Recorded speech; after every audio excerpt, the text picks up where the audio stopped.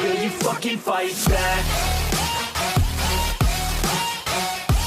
Fla-Flu, que terminou com a vitória do Mengão 2-0 para cima do Fluminense, significa dizer que no jogo de volta, no domingo que vem, o Flamengo pode até perder por 1 gol de diferença e ainda assim será o campeão estadual. Que bela vantagem, não, Leonardo Bertozzi? Bem-vindo, boa noite. Tudo bem, Paulo? Boa noite. Bem? Boa noite, companheiros. Boa noite, fã de esportes. Ou seja, o Fluminense só é campeão no tempo normal se vencer por 3 ou mais gols, né? Exato. 2 gols para ir para os pênaltis. Não é uma tarefa fácil de maneira nenhuma e não era o mais provável quando a gente viu os primeiros minutos, né? Os primeiros 20, 25 minutos até a parada técnica. Praticamente só o Fluminense jogava, né? Parecia que a estratégia do Vitor Pereira seria um grande tiro na água. E a verdade é que você pode falar muitas coisas do Vitor Pereira, inclusive que o trabalho dele é abaixo do esperado até aqui. Não dá para falar que ele não tem coragem, né? Pois é. Porque ele chamou... qualquer resultado que acontecesse, a gente ia ter que atribuir muitas decisões dele. Fosse derrota, fosse vitória, porque ele optou por começar com o Gabigol no banco, ele optou por ter um time que não disputaria a posse de bola, por ser um time que tentaria criar muito na base de ligação direta, acionar lados do campo, trabalhar pouco por dentro. E por 20, 25 minutos o que a gente viu foi o Flamengo correr atrás do Fluminense, né? E correr atrás sem achar. Depois da pausa, o Flamengo conseguiu se impor um pouco mais, conseguiu gerar algum tipo de perigo, mas foi outro jogo no segundo tempo e aí acho que principalmente qualidade individual dos jogadores, sim, mas temos que destacar que hoje, nas mudanças, ele também foi muito mais feliz que o Diniz do outro lado, né? Acho que nenhuma das trocas do Fluminense deixou o Fluminense melhor, na hora, especialmente da troca ali com a entrada do Lima, né? Tirando um zagueiro, coisa que já deu certo antes, dessa vez acabou deixando o time ainda mais exposto. E o Flamengo constrói, merecidamente, principalmente pelo que foi o segundo tempo, uma vantagem excelente para o jogo da volta. A expulsão matou, acho que qualquer chance que o Fluminense teria de evitar aí essa derrota de 2 gols. E vai ser uma montanha para escalar na semana que vem. Então, é entender por que o Fluminense não conseguiu sustentar um começo de jogo muito bom e emocionalmente como se perdeu, né? O Fluminense, sim, me pareceu no aspecto emocional também não sustentar uma decisão depois de tomar o segundo gol. E tinha muito jogo pela frente ainda, tanto hoje quanto na semana que vem, né? O Samuel Xavier foi expulso numa pegada no Ayrton Lucas e depois reclamou dessa expulsão, entre outras coisas, o Fernando Diniz, e também foi expulso. O Fernando Diniz, portanto, não ficará no banco de reservas no jogo da semana que vem. Tudo bem, Breiler? Bem-vindo. Tudo bem, Paulo? Boa noite para você, companheiros, fãs de esportes.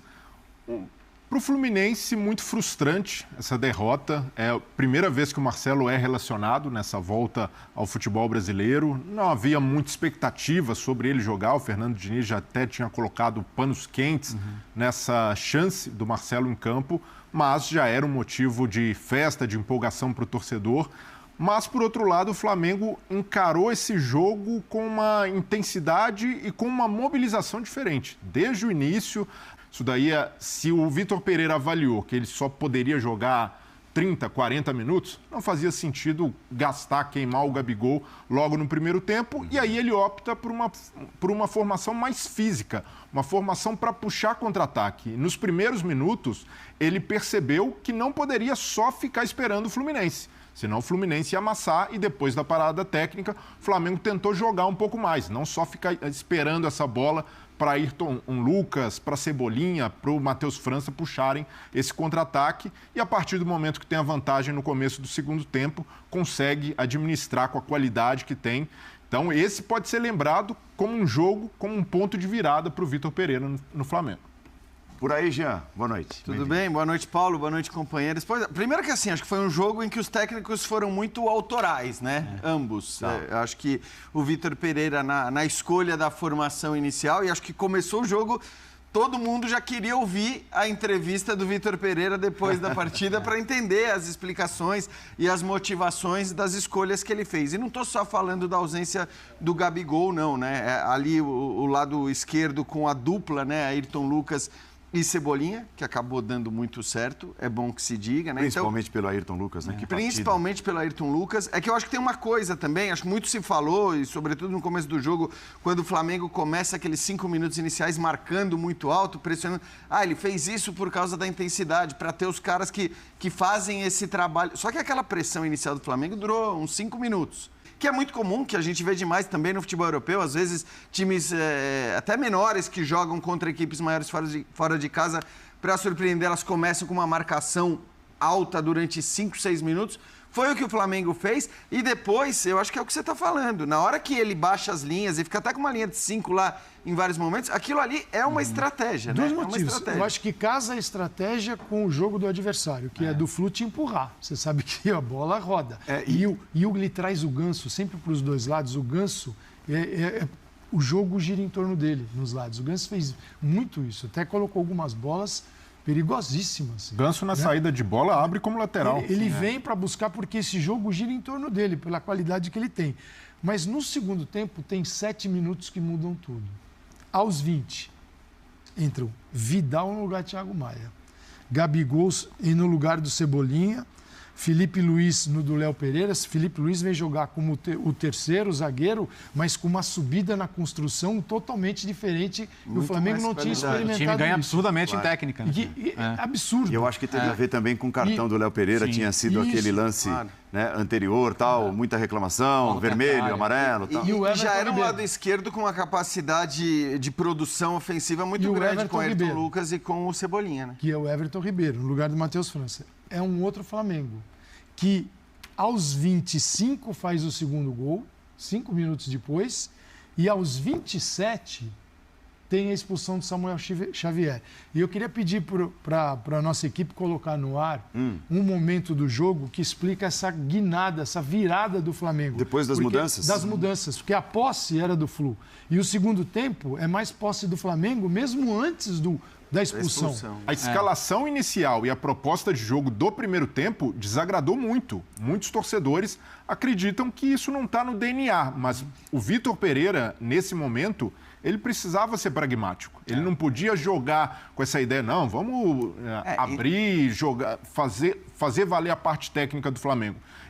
Para mim, ele foi hábil ao entender o que o jogo pedia. E nisso, né? Ele foi muito bem. O Fluminense é um adversário incomum nesse sentido, né? Por isso que acho que, como o Breler coloca, a identidade do Flamengo para a temporada não pode e não vai ser essa. Né? Não vai, porque assim, o Flamengo é um time que, os jogadores que tem, pelo elenco que tem, e até mesmo por uma certa exigência do torcedor, que quer se identificar com o que ele vê em campo, o Flamengo não vai jogar 38 rodadas do Brasileiro assim, nem 6 rodadas de fase de grupos de Libertadores, até porque o adversário não vai ter interesse em agredir, em sair, em tentar sufocar. Então, o Flamengo vai ter que achar ainda soluções de criar, de furar bloqueios, de ser menos lento com posse. Tudo isso são circunstâncias que ele vai tentar achar, mas estando no cargo é mais fácil, né? Não, e tem outra coisa. Claro que a gente está falando de um contexto que o adversário é o Fluminense, que gosta de ter a bola, que vai jogar mesmo contra o Flamengo, que não vai se intimidar. A gente está falando de um contexto que era um contexto, ou é ainda até um contexto complicado para o Vitor Pereira, né? Olhando para a questão do que aconteceu até agora e do que significa essa final do Campeonato Carioca, que poderia ter um significado muito diferente, né? Se o que aconteceu até agora tivesse rolado de maneira diferente. Mas tem um contexto também que vai ser completamente diferente na temporada em relação aos jogadores que ele vai ter à disposição. Porque é claro que na hora que ele tiver o Gabigol 100% fisicamente, na hora que ele tiver o Arrascaeta à disposição, esses caras jogam, esses caras são titulares, esses caras não vão ficar no banco. Porque deu certo o jogo da primeira final do Campeonato Carioca. Não, era um contexto muito específico que incluía, inclusive, a ausência dos dois, não é nem de dois dos principais jogadores. É dos dois principais jogadores do time do Flamengo, do elenco do Flamengo. Mas ele na forma de atuar do Vitor Pereira, ele é um treinador que, independentemente do time que ele esteja dirigindo, ele está o tempo todo mirando o adversário e ele vai mover a escalação de acordo com o adversário. Sim. O Diniz não faz isso. O Diniz é o time do Diniz, é aquele time, você não fala assim, o Diniz hoje tirou, ele pode fazer do primeiro para o segundo tempo. Sim. Mas, assim, iniciar o jogo é muito raro você lembrar um jogo que o Diniz mexeu na escalação da equipe e deixou titulares no banco. Não. O time do Diniz é aquele, ele joga o jogo dele. E o Vitor Pereira mexe. E ele reconhece. Isso muitos treinadores falam isso, né? Ressaltam a dificuldade de enfrentar o Fluminense. Principalmente os estrangeiros que estão no Brasil. O Luiz Castro já falou isso. O Vitor Pereira foi muito claro. Mas ele ganhou o jogo. Então estava cheio de pedra na mão de um monte de gente para jogar no Vitor Pereira. Opa! Foram jogadas antes do jogo. E agora ele ganhou a partida. Agora as pedras mudaram. As pedras vão Foram para outras mãos. Foram Eu para não- outras mãos. Evidentemente, não dos torcedores do Fluminense, Exato. que eu acho que ainda reconhecem e tem que reconhecer o trabalho muito bom que o Diniz vem fazendo, não só nessa temporada, mas vem fazendo de maneira geral. Mas que já tem um monte de gente com pedra para tirar no Diniz. E não quer dizer que as decisões dele não possam ser contestadas. Lógico. Né? Contra um Flamengo, que é o que é, e ainda mais que naquele momento a gente sabia, tinha jogadores importantes para saírem do banco e fazer aquilo que o Vitor Pereira fez na hora que ele muda 4 ao mesmo tempo e coloca esses 4 com essa qualidade. Quer dizer, o Diniz, na hora que ele tira um zagueiro para colocar o Lima, ele sabe que existe a possibilidade do Flamengo ficar muito mais técnico dentro de campo do que ele era naquele momento. Porque ele tinha no banco o Everton Ribeiro, o Gabigol, o Felipe Luiz. Quer dizer, não houve uma resposta à altura do Diniz. Mas Não, eu acho até que não foi a resposta à altura, porque assim, ele muda antes, Ele é obrigado a dar a resposta depois da expulsão, né? É isso, Ou seja, ele fica pouco tempo com Isso. essa formação. É verdade. Não dá nem para fazer a avaliação direito, mas assim, ele muda antes, né? não, e no os 4. mas ele mexeu no intervalo, mexeu no colocando intervalo. o Pirani Isso, no lugar Pirani. do Keno, que não estava bem. Mas aí, perfeito. Até bem. porque você já tinha a superioridade no meio-campo, você poderia até reforçar essa superioridade. Eu só achei que talvez, até por ser o Flamengo, mas aí eu entendo. Eu acho que a mudança que ele fez no intervalo fazia todo sentido do mundo. Porque o Keno estava mal. Da outra vez, inclusive na final da Taça Guanabara, ele tira o Keno e coloca o Lima, né? Se não me engano. E o André recuado no intervalo Que, também. aliás, o André fez um baita primeiro tempo. Que jogador é Nossa o André? Senhora. O André é Sim. gigante, assim. É um Como cara... faz a diferença no meio de campo? É um jogador enorme, assim, um jogador de um nível absurdo. Então, assim, eu acho que a mudança primeira do Diniz foi muito boa e era uma mudança interessante. E não tinha para onde correr também. Se ele quisesse manter a característica e colocar um jogador de velocidade, olhava para o banco do Fluminense e não tem. E o Flamengo sobra tantas opções que o Vitor Pereira morre sem utilizar um jogador que seria muito útil para o Diniz. O Marinho, por exemplo. Sim. Pelas características. E o Fluminense mostra que tem um teto. O Fluminense hoje, por mais que seja um trabalho competente, o Diniz não tem essas mesmas opções para mexer com o jogo, até mesmo para fazer um plano de jogo complexo, como o Vitor Pereira fez, indo para uma primeira abordagem mais física, tentando sustentar e, com a vantagem, segurar com jogadores mais técnicos. O Diniz não tem esse luxo. Então, acho que a única coisa criticável do Diniz hoje foi ali o destempero. A reclamação com a arbitragem, depois da expulsão do Mas você Samuel não acha Xavier. que... Eu não sei, eu acho que assim, por olhar para o adversário, que é o Flamengo, com toda a qualidade técnica que tem, com os caras que ele tinha para ainda colocar do banco de reserva, e de fato colocou quase que na sequência. Mas é que esses caras, para mim, que são questionáveis do ponto de vista... O que ele tem no banco seria suficiente para alternar a forma O que eu estou falando, só o que eu discuto, talvez é a saída do zagueiro. Eu acho que a mudança ali de você tirar um zagueiro, né? Sendo que você não está jogando com 3 zagueiros. Então, a mudança de você tirar um zagueiro para colocar o Lima naquele momento contra quem é, porque acho que assim...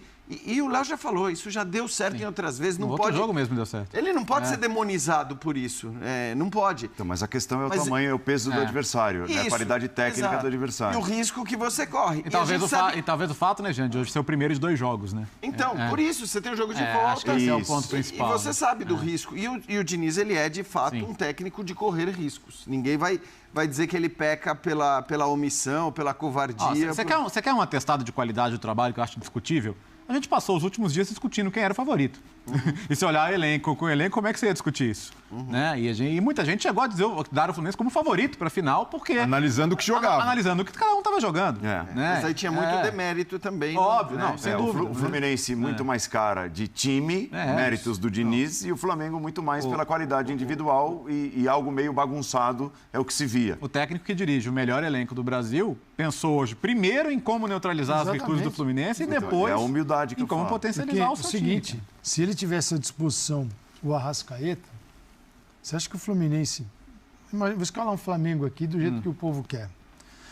Teria o Santos, Fabrício Bruno, Davi Luiz, ou o Davi e o Léo Pereira, aí o Varela e o Ayrton Lucas laterais, Thiago e Gerson, Arrascaeta, Everton Ribeiro, Gabigol e Pedro. Ele escalaria esse time hoje? Se ele tivesse Muito improvável. todos esses, eu não- Até numa pergunta a um colega nosso da Jovem Pan, disse que conversou, né, que houve ali alguns temas em conversa com o Vitor Pereira e um desses temas, eu acho mais relevante, né, nessa resposta dada pelo Gabigol agora há pouco na zona mista, um dos temas, a vontade de voltar a jogar como centroavante e, inclusive, ele cita, né, se for necessário, brigar pela posição com o Pedro.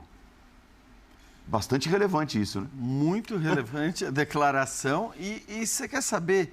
Eu acho muito positivo isso para o Flamengo. Por quê? Porque na hora que o Gabigol fala algo como isso, isso já de antemão desfaz aquela ideia que muita gente tinha de que o Vitor Pereira não vai poder tirar um ou outro do time. Se tirar o Gabigol, se tirar o Pedro, se tirar o Arrascaeta, se tirar o Everton Ribeiro, ele vai ter problemas. É bom que se diga, ele já tirou, né? Já tirou o Everton Ribeiro, tirou agora o Gabigol e não atribuiu principalmente a questão física a saída do Gabigol do time. E o Gabigol, em momento algum, fez cara feia, reclamou. Pelo contrário, estava brincando no banco de reservas antes do jogo, ali com o Vidal, brincando no aquecimento, no treinamento. E eu acho que assim, quando o Gabigol, que é, que significa o que significa para o Flamengo, diz que ele quer brigar, ele quer disputar a posição com o Pedro, já, de alguma maneira, deixa claro que essa eventual ausência num jogo ou em outro, como aconteceu hoje, não vai ser de antemão um problema.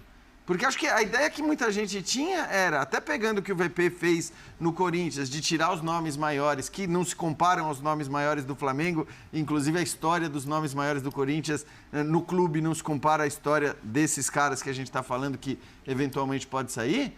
Muita gente dizia, ele não vai poder mexer nisso. Ali ele não mexe. Eu entendo o seu ponto. Agora, você não acha também que ao dizer isso ele assume que ele pode começar a jogar menos? Como minutagem, inclusive?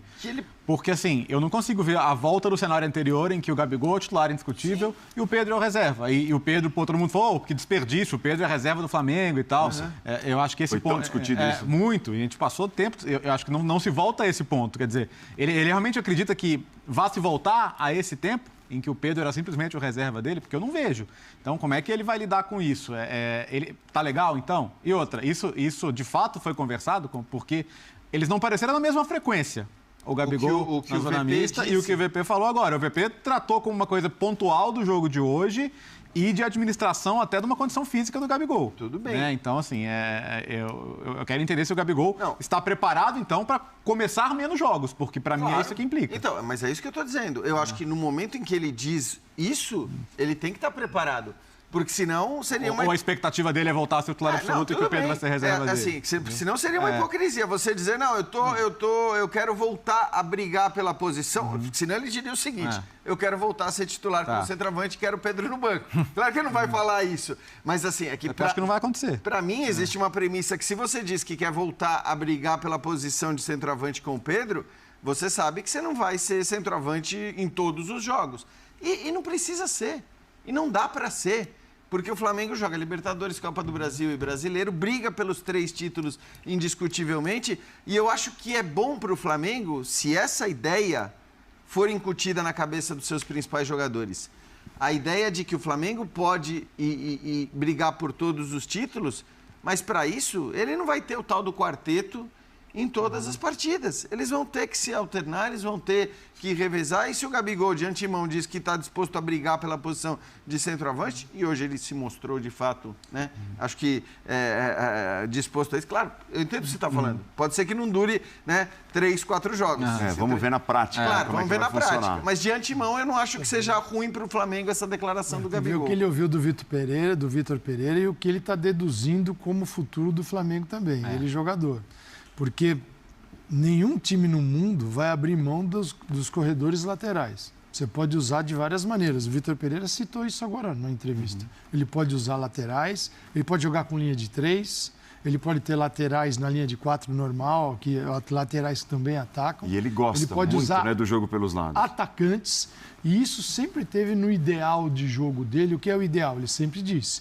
E quando você tem Gabigol e Pedro, Arrascaeta e Everton, você não tem esse jogador, nesse quarteto você não tem beirada. Então você tem que jogar com linha de 4 e os laterais ainda no apoio o tempo todo, dando amplitude. Quem é que vai dar amplitude? É o lateral, mas aí você deixa os 2 espetados. um quarteto que marca mais ou menos. Corredor. E aí, como é que joga o adversário atacar? Então, ele hoje, a opção foi, preciso ter um lado forte. Ele tinha o Ayrton, ele tinha o Cebolinha ao lado do Matheus França, mais por dentro. O Cebolinha não era o jogador do 1 contra 1 no lado do campo. O lado direito estava meio mortinho, né? Porque o Varela não é jogador e não tinha ninguém para ocupar por ali. Então, o Gabigol pode estar identificando também, já ter percebido isso. Falar assim, aqui é melhor brigar por uma posição, porque esta vaga aqui vai para um jogador de beirada. Sim. Se não chegar outro ainda, lá para frente, para o lado direito, porque esse cara não existe hoje. Não é o Marinho. Não necessariamente um de beirada, Calçade. Matheus França, por exemplo, pode ser uma opção. Um jogador que jogue mais por dentro, que seja construtor, mas mais físico. O jogo do dia 8, que foi a virada do Flu, o Gabigol estava na vaga do Pedro hoje. O Gabigol foi muito mais agressivo para recuperar a bola. A participação dele foi surpreendente do que o Pedro, né? O Pedro tem uma dificuldade muito grande de fazer isso. Mas tem sido mais definidor que o Gabigol. Claro. Aí que está a opção do treinador, né? São jogadores, assim, disputar a vaga com o Pedro significa ser um jogador diferente do Pedro. Aí a opção também do treinador, que vive mudando o time em função de adversário, o Gabigol vai ter que sustentar isso. Se ele tem um treinador que o escala, independentemente do adversário, como é o Diniz. O Diniz tem o jogo dele e não quer saber do adversário. O Vitor Pereira começa a olhar para o adversário e falar, esse aqui hoje não serve, esse aqui é melhor. Então o Gabigol, além de disputar a posição, também vai passar por esse crivo, que é, cabe melhor nesse jogo ou é contra o outro adversário? Mas nesse sentido, né, ele é, por mais que ele tenha dito, e parece que a frase foi clara, que ele quer ser centroavante e tal, ele é um jogador de características diferentes das características do Pedro. Então, ele é um centroavante cuja característica pode também ser mais adequada para um jogo, menos para outro. Eu só acho que a gente tem que fazer uma distinção do que vinha sendo o Gabigol em 2023, jogando ao lado do Pedro, e o Gabigol de 2022 jogando ao lado do Pedro. Porque o Gabigol de 2022 ao lado do Pedro foi muito bom. Sim. Ele jogou muito bem. Do ponto de vista do volume, do que ele criou, do quanto... Acho que o Pedro ir para a Copa do Mundo, ele deve muito ao Gabigol. Ele deve muito de tudo que o Gabigol fez por ele ali. Então eu acho... É o Dorival Júnior. Ou seja, também não quer dizer que ele não... É o Dorival Júnior. E talvez a lesão do Bruno Henrique, porque as coisas são assim no futebol. Às vezes o caminho certo ele é encontrado através do acaso. Agora, não quer dizer, eu acho que isso que a declaração do Gabigol eu entendo, e acho que vocês explicaram bem, né, o porquê ele quer, o Paulo falou bem, o porquê que ele quer ser o centroavante. A gente até consegue entender, mas também não quer dizer que ele não possa jogar ao lado do Pedro, porque 2022 especificamente provou que eles podem sim jogar juntos. E em, 70% dos jogos do Campeonato Brasileiro, não acho que seja um problema, né? 65%, não acho que seja um problema você ter essa dupla em campo. Sobre as declarações do Vitor Pereira, alguma coisa assim?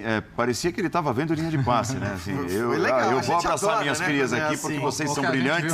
E assim, ele trouxe na entrevista tudo que estava sendo dito aqui pelos nossos comentaristas no linha de passe. Então, e ele admitiu, né? Que baixou, esperou, depois previa mudança para poder ter mais posse. Quer dizer, ele deixou isso tudo muito claro. Mas, ao mesmo tempo, aí uma coisa legal que ele acrescentou talvez nós necessitemos de um processo de evolução para sermos mais dominantes. Então, quer dizer, ele mostra um pouco, digamos assim, de insatisfação. Deu uma cornetadinha no Fluminense, o jogo deles é esse, muitas vezes passe para o lado e tal. Então, a gente se preparou para isso. Sim. Mas, ao mesmo tempo, ele termina uma das declarações, uma das respostas, dizendo, né, talvez, num processo de evolução, o Flamengo tem de ser mais dominante mais para frente. O adversário de hoje, ele propõe uma coisa que poucos adversários de Brasileiro e Libertadores vão propor. Né? Então, acho que é nesse caminho que ele está tentando entender. E como já pontuou o Calçado, os companheiros, em algum momento ele vai ter a Arrascaeta disponível, né? Ele vai ter mais peças ali que sugerem um time mais capaz de gerar jogo com bola no pé,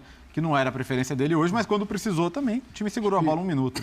O ideal dele, o sonho é ser mais dominante com a bola e ser mais agressivo sem ela. E, por enquanto, ele tem uma equipe para ser mais agressivo e uma equipe mais dominante. Ele precisa encontrar o meio termo Pode ser com esse time. A que começou era mais agressiva, a que terminou era mais dominante. É dominante. E faz o gol segundo com aquela posse imensa que não tinha condição de fazer no primeiro tempo. Mas ele deixa claro, quando ele diz que eu escolhi jogadores com essas características de maior agressividade, acho que ele deixou claro que, portanto, era uma estratégia mesmo, né? Aquilo que a gente viu em boa parte do primeiro tempo. E eu não acho que o Fluminense foi bem no miolo do primeiro tempo, né? O Flamengo começa bem ali os 5, 6 minutos iniciais, depois o Fluminense vai bem quase até os 30, e a partir dos 30 o Flamengo é que pressiona demais e tal. Mas eu também entendi isso, assim, pelo que ele falou, que foi uma estratégia mesmo. Ele falou, tudo bem, a característica do Fluminense ter a posse, mas eu escolhi jogadores mais agressivos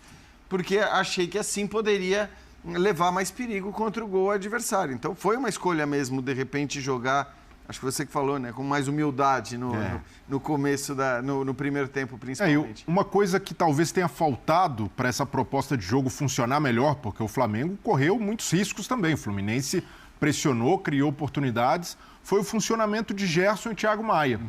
A dupla de volantes ali ainda não encaixou e o Gerson hoje abaixo tecnicamente. Quase errando passes, quase entregou o gol para o Arias.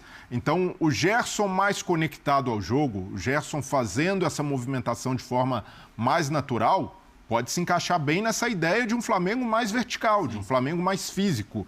Mas, hoje, como estava abaixo, acabou prejudicando e até o ajuste dele cai bem. O Vidal é um jogador mais técnico, um jogador que consegue fazer essa bola circular mais, e aí o Gerson se sente mais confortável também para jogar. Com o Thiago Maia, ganha mais força, um jogador de mais marcação. O Thiago Maia até que por pouco não é expulso, tá? Talvez até tenha passado um pouco do ponto de tirar antes o Thiago Maia. O Thiago Maia, no segundo tempo, dá um carrinho que, se o árbitro tivesse um critério um pouco mais rigoroso, poderia ter expulsado também. Mas são ajustes que esse Flamengo ainda precisa fazer, não só para ser dominante, mas também para ter um pouco mais de segurança defensiva jogando com 3 zagueiros. Você falou do tempo da substituição. Eu queria só fazer uma observação sobre isso, porque me chamou a atenção e, no fim, claro, deu tudo certo, então não tem... Mas eu não entendo você fazer a substituição 20 segundos antes da parada técnica. Quer dizer, você entrega para o técnico adversário aquilo que você fez para o cara, de repente, ter ali 1 minuto e meio para dar as orientações e tal. Enfim, no fim deu tudo certo, mas eu acho que quando você tem essa parada técnica, melhor do que fazer 20 segundos antes é você esperar a parada técnica e aí assim fazer a mudança. Falando em entregar, Jean, importante salientar, hoje não teve escalação vazada do Flamengo. Isso aí foi fundamental para a proposta de jogo. Porque... Isso foi uma mudança. Não foi essa aí. Se o X9 vaza essa escalação, o Diniz poderia até ter tido a oportunidade de ter uma abordagem diferente, de pensar em algo, porque, de fato, o Vitor Pereira surpreendeu com esse time, com o Matheus França. Muita gente até esperava o Everton Ribeiro saindo. E como você, de fato, surpreende o adversário, dá uma cartada, esse tipo de informação não pode vazar. E hoje foi importante o Flamengo ter estancado essa sangria de informação. Você citou um nome que eu acho interessante também a gente colocar na conversa, porque, diferentemente do Gabigol, que foi uma novidade, aparecer no banco de reservas e tudo, e ele declarando que gostaria de voltar a lutar pela posição de centroavante, o Everton Ribeiro parece ter se tornado reserva, né? Não é de hoje. Aí eu pergunto a vocês, é uma tendência? Taticamente não se encaixa? Pode se encaixar? Em que circunstância? É coisa de momento? De repente pode voltar a ser utilizado? Porque eu acho que todos nós concordamos que é um jogador tecnicamente extra classe, né? Mas eu acho tão natural, assim, não só pela característica do time, mas pelo estágio dele na carreira. Tá. Todo jogador chega a um momento na carreira, mesmo num clube onde ele é extremamente importante, que, é natural os minutos irem diminuindo, ele ser mais útil em alguns contextos. Então você acha que no caso do Everton é esse o processo? Eu não acho o fim do mundo, e o Felipe Luiz está passando um pouco por isso também. Ou vamos falar que o Felipe Luiz não é um dos jogadores mais importantes da história recente do Flamengo. Tem a questão também, claro, do que o Ayrton Lucas está voando. Ele é o melhor jogador do Flamengo no ano. Acho que isso, para mim, está acima de qualquer discussão. Mas a diferença, né, Léo, que o Felipe Luiz tem pegado muito pela questão física. Também, o Everton... Ele está à disposição, mas por opção do técnico não joga. Mas eu acho o processo realmente natural. Se ele lidar bem com isso, inclusive, e me parece que lida, né? Eu não acho que essa seja uma questão assim. E acho que se o time encaixar melhor assim, cara, acho que É mais fácil vender a ideia também. É que eu acho que tem uma questão tática aí que vai muito ao encontro daquilo que o Calçade falou, né? Desse apreço que o VP tem pelos corredores, pelas laterais. E até por esse motivo... Não, o Everton é sempre buscar do lado pro meio, do lado para dentro, do lado para dentro. Ele é um meia que joga aberto, né? Ele não é um jogador de corredor, ele não é um ponta, ele não é um cara agudo. Então ele é um meia que joga aberto com características diferentes daquilo que o VP parece preferir nos seus times. Agora, o Flamengo não tem esse jogador pela direita, né? Pelo menos não tem conseguido encontrar o cara com essas características. A saída do Rodinei contribuiu para o Everton Ribeiro e para o banco, de certa forma. Claro, é verdade. Agora, eu acho assim, aí olhando... Tudo bem, hoje tinha uma ideia muito clara e uma ideia, como disse o Léo, específica, porque era um adversário muito específico no cenário do futebol brasileiro. Mas aí vou avaliar só o que o Everton estava jogando quando ele vai para o banco. Eu não acho que ele estivesse jogando menos do que os outros caras do quarteto. De acordo. Pelo contrário, acho que ele estava jogando até mais, ele se dedicava mais ao time, ele se empenhava na marcação mais do que os outros três. E tudo bem, talvez a função dele seja mais essa mesmo, na comparação com os outros três. Mas eu também não posso avaliar como é completamente justo. Eu achei que ele fosse começar jogando. Até por uma meritocracia, assim, do que ele vinha fazendo antes de ir para o banco. Mas não é um problema. E acho que se ele entender, assim como o Gabigol aparentemente entendeu, e os outros podem entender também, até o Arrascaeta já foi para o banco. Agora, por exemplo, né, Calçade, o Gerson é um jogador que até olhando as passagens dele lá fora, né, ou não jogava, ou jogava mais à frente. No primeiro tempo, o Flamengo sentiu muita falta do trabalho dele sem bola, mas muita falta. Porque então, já não tinha Arrascaeta assim, trabalhar, né? Com a bola não tinha... Você me lembrou, eu pensei nisso justamente quando você citou o trabalho sem bola do Everton Ribeiro, né? Porque é um jogador mais velho, teoricamente teria menos condição de fazer isso, e ele faz mais, né? Faz mais. O grande passo na carreira do Gerson é ser um jogador mais completo quando o time não tem a bola. E isso, a gente vive falando isso, mas não joga Libertadores só com a bola no pé. E hoje não foi um Flamengo de bola no pé até o segundo tempo, quando o Vitor falou que ele faz as mudanças e ele inverte um pouco a relação do time com o jogo e com a bola. Agora, torcedor, quando critica, porque faltou esse ou aquele, eu sugiro um exercício. São 11 e aí você tem que definir um sistema. Hoje ele tem jogado com 3 zagueiros, jogos mais complicados, que ele entende que precisa disso. Então, o terceiro zagueiro vai tirar alguém lá da frente. Há uma troca de... Não dá para jogar com 12. Não dá para jogar com 12. Então, se é um 3-4-3, tá bom. O teu trio lá na frente, quem tem? Tem um centroavante, tem 2, Gabigol e Pedro, e Cebolinha, e o Arrascaeta. Vai jogar onde?